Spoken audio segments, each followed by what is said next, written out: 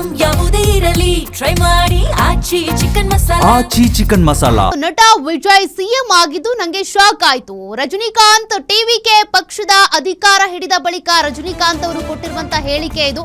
ನಟ ವಿಜಯ್ ಅವರು ಸಿಎಂ ಆಗಿದ್ದು ನಂಗೆ ಶಾಕ್ ಆಯ್ತು ಅಂತ ರಜನಿಕಾಂತ್ ಅವರು ಹೇಳಿಕೆ ಕೊಟ್ಟಿದ್ದಾರೆ.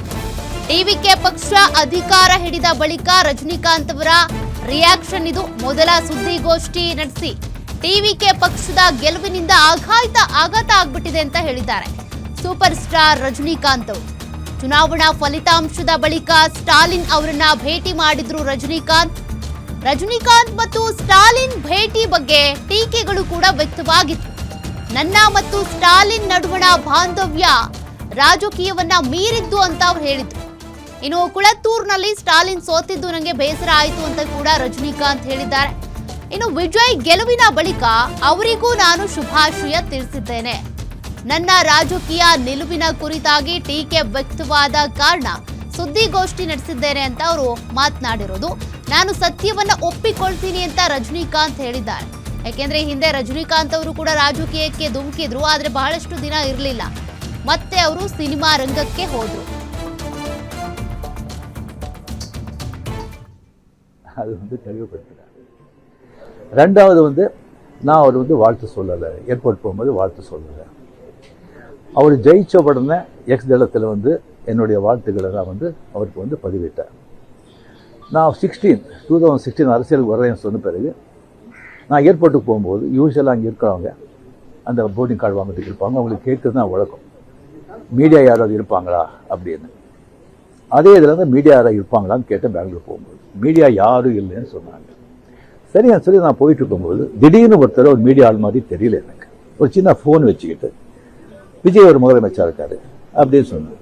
நான் என்ன செகண்ட் ஷாக், அது மீடியா மாதிரியே தெரியல எனக்கு. ஃபோன் வச்சுக்கிட்டு நான் அப்படியே பார்த்து சிரிச்சு நான் போயிட்டேன்.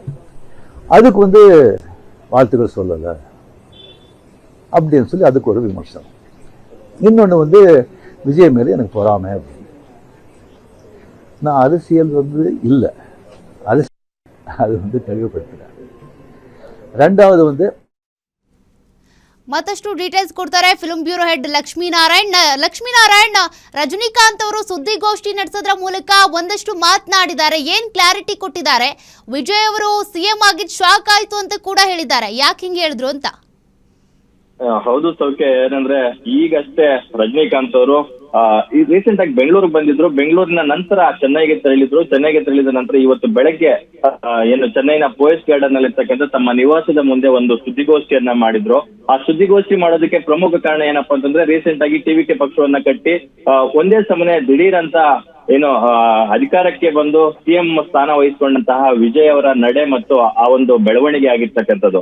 ಅಂದ್ರೆ ಎಲೆಕ್ಷನ್ ಆಗಿ ರಿಸಲ್ಟ್ ಬಂದ ತಕ್ಷಣ ಅಲ್ಲಿ ಸ್ಟಾಲಿನ್ ಪಕ್ಷ ಮತ್ತೆ ಡಿಎಂಕೆ ಪಕ್ಷಕ್ಕೆ ತುಂಬಾ ಆಘಾತಕಾರಿಯಾದಂತಹ ಒಂದು ಫಲಿತಾಂಶ ಬರುತ್ತೆ.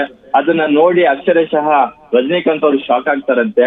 ಇಲ್ಲಿ ತಮ್ಮದೇ ಚಿತ್ರರಂಗದ ಒಬ್ಬ ಸ್ಟಾರ್ ನಟ ಸಿಎಂ ಆಗಿರೋದನ್ನ ಬಿಟ್ಟು, ಸಿಎಂ ಆಗ್ತಿರೋದಕ್ಕೆ ಪ್ರಶಂಸೆ ಮಾಡೋದನ್ನ ಅಥವಾ ಅಪ್ರಿಶಿಯೇಟ್ ಮಾಡೋದನ್ನ ಬಿಟ್ಟು ಕೂಡಲೇ ಸೋತಂತಹ ಮಾಜಿ ಸಿಎಂ ಅವರನ್ನ ಭೇಟಿಯಾಗಿದ್ದಂತಹ ಒಂದು ನಡೆ ಇದೆಯಲ್ಲ ರಜನಿಕಾಂತ್ ಅವರ, ಆ ನಡೆಗೆ ತೀವ್ರ ವ್ಯಾಪಕ ವಿರೋಧ ವ್ಯಕ್ತವಾಗಿತ್ತು. ಅದರಲ್ಲೂ ಸೋಷಿಯಲ್ ಮೀಡಿಯಾದಲ್ಲಿ ವಿಜಯ್ ಅವರಿಗೆ ಸಪೋರ್ಟ್ ಮಾಡ್ತಿಲ್ವಾ, ಸ್ಟಾಲಿನ್ ಅವರಿಗೆ ಸಪೋರ್ಟ್ ಮಾಡ್ತಿದಾರ ರಜನಿಕಾಂತ್ ಅಂತಕ್ಕಂಥ ಮಾತುಗಳು ಕೇಳಿ ಬಂತು. ಜೊತೆಗೆ ಡಿಎಂಕೆ ಮತ್ತು ಎಐಡಿಎಂಕೆ ಎರಡೂ ಸೇರಿ ಏನು ಸರ್ಕಾರವನ್ನು ರಚಿಸೋದಕ್ಕೆ ರಜನಿಕಾಂತ್ ಅವರೇ ಸಾರಥ್ಯ ವಹಿಸ್ತಾ ಇದ್ದಾರೆ, ಮುಂದಾಳತ್ವ ವಹಿಸ್ತಾ ಇದ್ದಾರೆ ಅಂತಕ್ಕಂತಹ ಒಂದು ಸ್ಪೆಕ್ಯುಲೇಷನ್ ಕೂಡ ಸೋಷಿಯಲ್ ಮೀಡಿಯಾದಲ್ಲಿ ದೊಡ್ಡ ಮಟ್ಟಕ್ಕೆ ಹರಡೋಕೆ ಶುರುವಾಯಿತು. ಇವೆಲ್ಲದಕ್ಕೂ ಕೂಡ ಕ್ಲಾರಿಟಿ ಕೊಡ್ಬೇಕು ಅನ್ನೋ ಒಂದೇ ಒಂದು ನಿಟ್ಟಿನಲ್ಲಿ ಅವರು ಇವತ್ತು ದಿಢೀರ್ ಅಂತ ಒಂದು ಮನೆ ಮುಂದೆ ಸುದ್ದಿಗೋಷ್ಠಿಯನ್ನ ಮಾಡಿದ್ರು.